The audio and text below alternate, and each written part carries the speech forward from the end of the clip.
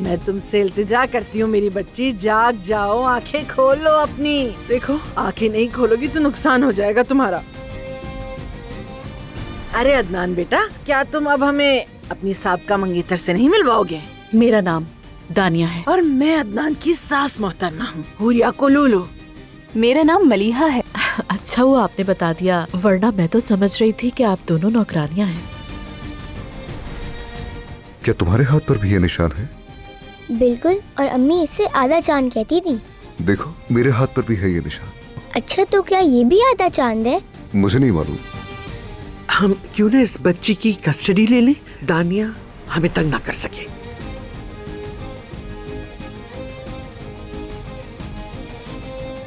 ईशा को सिनान की बेटी के तौर पर रजिस्टर किया गया है और वो पहले ही पुलिस से बात कर चुका है। अगर आप ज़मरुद को तलाक दे दें और दानिया साहिबा से शादी कर लें तो उस बच्ची ईशा की कस्टडी का अमल बहुत आसान हो जाएगा।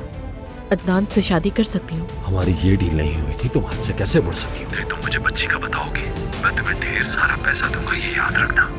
तुम्हारे लिए ये काम इतना मुश्किल भी नहीं। उठ जाओ और मुझे बचा लो प्लीज।